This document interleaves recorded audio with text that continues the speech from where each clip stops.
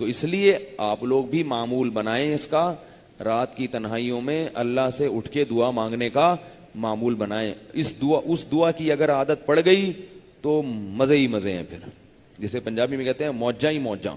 کیونکہ جس کو دعا کی کثرت کی عادت پڑ جائے نا، اس کا بس بیڑا پار ہو گیا، سمجھو وہ بیڑا پار ہو. کیونکہ اللہ کے سامنے گڑ گڑانے کا اتنا فائدہ ہے کہ وہ ہو ہی نہیں سکتا کہ اللہ اس کو نہ دیں، یہ ہو نہیں سکتا. اور اللہ نے ایک اصول بنایا ہے کہ جو مانگ رہے وہ نہیں دیا تو کچھ اور دے دوں گا. تو پھر تو موجہ ہی موجہ ہے کہ نہیں ہے. لیکن ان لوگوں کے لیے جن کو اللہ پر ایمان ہے. حدیث میں آتا ہے رسول اللہ صلی اللہ علیہ وسلم نے فرمایا اللہ اپنے بندے کی دعا اس وقت تک قبول کرتے ہیں جب تک کہ وہ مانگتے مانگتے تھک نہیں جاتا. اور تھکنے کا کیا مطلب؟ یعنی وہ یوں نہیں کہتا کہ میں مانگ رہا ہوں اور قبول نہیں ہو رہی. جب یہ کہتا تو پھر نہیں ہوتی. جب تک یہ نہیں کہتا تو ساری قبول ہو رہی ہوتی ہیں، لیکن اس کو نظر نہیں آ رہی ہوتی، نظر نہیں آ رہی ہوتی. اب آپ اپنے بیٹے کی شفا کے لیے دعا مانگ رہے ہیں، اللہ اس بچے کو ٹھیک کر دے، اللہ اس بچے کو ٹھیک کر دے. بچہ ٹھیک نہیں ہو رہا، اب آپ مایوس ہو رہے ہیں. حالانکہ ہو کیا رہا ہے؟ دوسرے بچے پر بیماری آنے والی تھی، اللہ نے وہ آپ کی دعا سے پہلے ہی ٹال دی. وہ تو نظر نہیں آ رہی نا آپ کو. وہ آپ کو دعا تو قبول نہیں ہو رہی. اللہ کے نبی نے فرمایا ہو رہی ہوتی ہیں، اور یہ نالائق کہتا ہے نہیں ہو رہی. جب یہ کہتا ہے نہیں ہو رہی، اللہ کہتا ہے جاؤ اب نہیں ہو رہی، جاؤ. اب تم کہہ رہے تھے نا نہیں ہو رہی، جاؤ. جب تمہارا میرے بارے میں یہ خیال ہے کہ میں قبول نہیں کرتا تو نہیں کروں گا. ایک بزرگ کا واقعہ بیان کیا جاتا ہے کتابوں میں، واللہ عالم مستند ہے یا نہیں ہے، لیکن اس سے جو سبق ملتا ہے وہ سبق بہرحال صحیح ہے. کہ وہ حج کرنے جاتے تھے، جب بھی حج سے فارغ ہوتے دعائیں بھی مانگتے اللہ قبول کر لے، تو غیبی آواز آتی کہ قبول نہیں ہوا، یا خواب میں آتا ان کو کہ قبول نہیں ہوا. پھر جاتے حج کرنے. ایسے کئی حج کیے، ہر دفعہ جواب ملتا نہیں ہوا. تو انہوں نے اپنے کسی مرید کو بتایا. انہوں نے کہا حضرت پھر حج کیوں کرتے ہیں جب بار بار؟ انہوں نے کہا میں اس کے علاوہ اور کیا کروں بھائی، میرے بس میں جو ہے وہ میں تو کروں گا نا. وہ اللہ کی قدرت نہیں قبول کر رہا، لیکن میں تو اب اس کے علاوہ کچھ نہیں کر سکتا بھائی.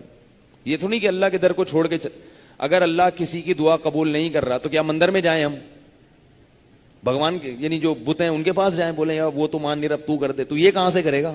کل میں نے بیان کیا تھا نا، اگر اسلام کسی کی سمجھ میں نہیں آ رہا تو کیا عیسائیت سمجھ میں آ رہی ہے؟ کہ یہودیت سمجھ میں آ رہی ہے؟ بھائی ہمارے پاس تو کیا ہے؟ یہی ہے، یہی قرآن ہے. ہم اسی کو سمجھ میں نہیں آ رہا تو یہ ہماری عقل کا فالٹ ہے، عقل کا فالٹ ہے. لیکن اتنے بڑے فالٹ ہم نہیں پیدا کر سکتے کہ اسلام سمجھ میں نہیں آ رہا اور ہندو مذہب آ جائے ہماری سمجھ میں، عیسائیت سمجھ. اتنے بڑے پاگل نہیں ہے بھائی. ساری باتیں تو کسی کی بھی پوری سمجھ میں نہیں آتی بھائی. دنیا میں کوئی بندہ ایسا ہے جو آج تک پورا سمجھ میں آ جاؤ؟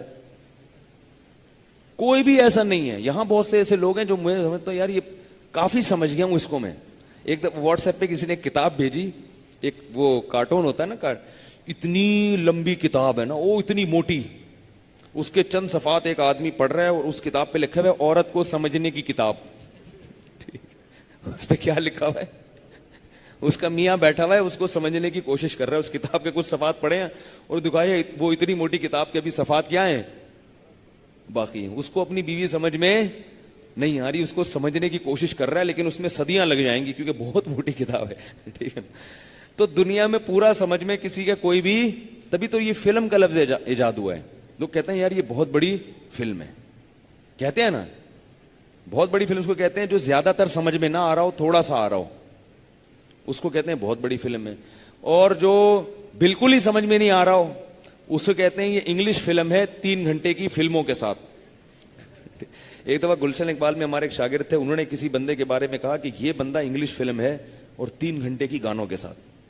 کیا مطلب انگلش فلم ہے 3 گھنٹے کی گانوں کے ساتھ؟ انہوں نے کہا انگلش فلم 3 گھنٹے کی نہیں ہوتی، 2 گھنٹے کی ہوتی ہے. دوسرا اس میں گانے نہیں ہوتے. تو اس نے کہا یہ ایسی فلم ہے تو انگلش مگر ہے کتنے گھنٹے کی؟ 3 گھنٹے کی، اور گانے بھی ہیں اس میں. یعنی ایسی فلم جو ابھی تک دنیا میں بنی یہ وہ والی فلم ہے.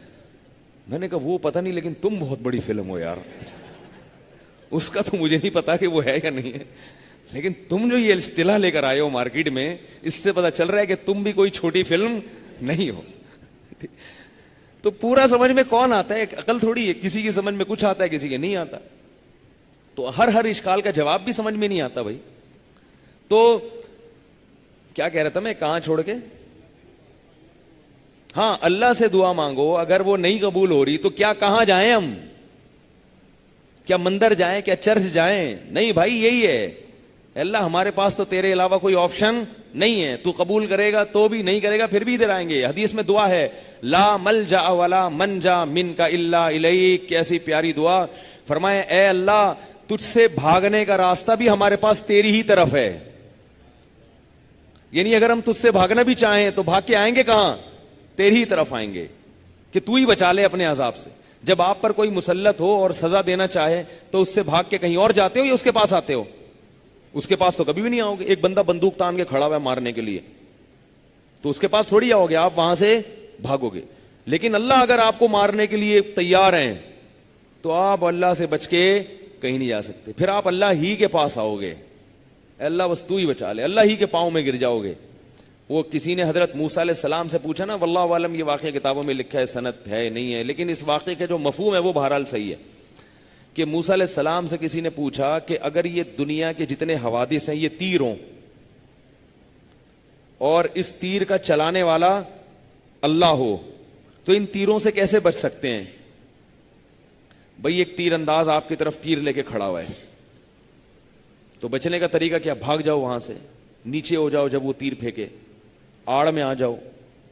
تو انہوں نے کہا اگر یہ تیر چلانے والا کون ہو؟ اللہ.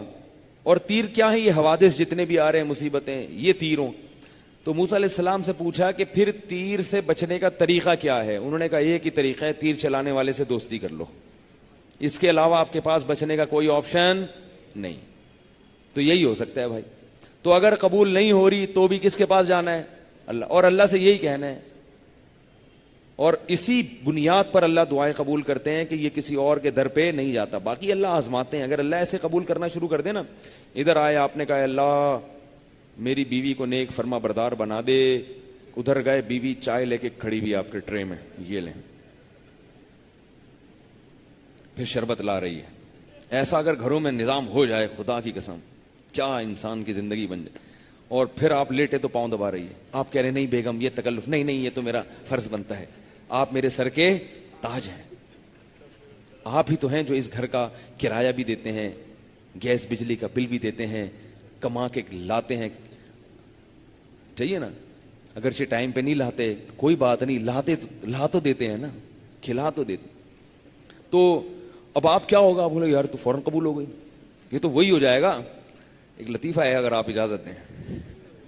وہ ایک ڈاکٹروں نے دوا ایجاد کی, سائنسدانوں نے. بچے نا اس ملک میں بدتمیز پیدا ہو رہے تھے, بہت تربیت کا نظام تھا, تو انہوں نے کہا یار ہم کوئی ایسی دوا ایجاد کرتے ہیں کہ بچے تمیز دار پیدا ہوں. بچے کیا ہوں؟ تو سائنسدانوں نے کیپسول ایک حاملہ عورت کو کھلایا, بڑا اچھا تجربہ, بچہ پیدا ہوتے ہی آداب. ہم لوگ یہی چاہتے ہیں کہ کیا ہو کہ ایسی دعا قبول ہو کہ بچے, یا اللہ میرے بچے ٹھیک ہو جائیں, بچے فوراً گھر میں داخل ہوتے ہی آداب. تو یہ تو بھائی کیپسول سے ہوگا, ایسا کوئی دوا ایجاد کر لیں. اب سائنسدانوں نے کیا کیا, انہوں نے بولا یار تو بڑا زبردست تجربہ ہوا ہے. ایک خاتون کو 1 درجن کیپسول کھلا دیے انہوں نے. کیا کیا؟ 1 درجن کیپسول کھلا دیے کہ یار دیکھیں جب اتنا تمیزدار بچہ ایک کیپسول سے پیدا ہوا ہے, 1 درجن سے کیا ہوگا. اب بچے کی ولادت ہی نہیں ہو رہی, پیدا ہی نہیں ہو رہا, بڑے پریشان, یار یہ کوئی ریئیکشن تو نہیں ہوگا. کہ الٹرا ساؤنڈ کیا, پتا چلا کہ جڑواں بچے ہیں, ہر ایک دوسرے سے کہہ رہے پہلے آپ, وہ کہہ رہے نہیں پہلے آپ. 6 مہینے ہو گئے, وہ کہہ رہے پہلے آپ, کہہ رہے نہیں سر پہلے آپ. تو ایسی تمیز اگر چاہیے تو وہ تو بھائی وہ اسی سائنسدان سے رابطہ کرنا پڑے گا آپ کو. تو ہم لوگ بھی یہ چاہتے ہیں کہ ادھر دعا مانگی اللہ میرے بچوں کو نیک بنا دے اور بچے اتنے تمیزدار ہو جائیں. تو ایسے تھوڑی ہوتا ہے, اللہ آزماتے ہیں. یعقوب علیہ السلام کب سے دعائیں مانگ رہے تھے, تو اللہ نے کب قبول کی. تو پھر ہم اگر اس طرح سے حساب کتاب شروع ہو جائے نا, تو نتیجہ یہ نکلے گا پھر کافر بھی سارے مسلمان ہو جائیں گے, وہ بھی سب کچھ چھوڑ چھاڑ کے مسجدوں میں آئیں گے, بولیں گے بھائی ادھر مانگو ادھر قبول, ادھر مانگو ادھر قبول. غیب کا جو پردہ ہے وہ ہٹ جائے گا. اور یہ یاد رکھو, بعض دفعہ اللہ فوراً قبول کر بھی لیتے ہیں, دکھا بھی دیتے ہیں.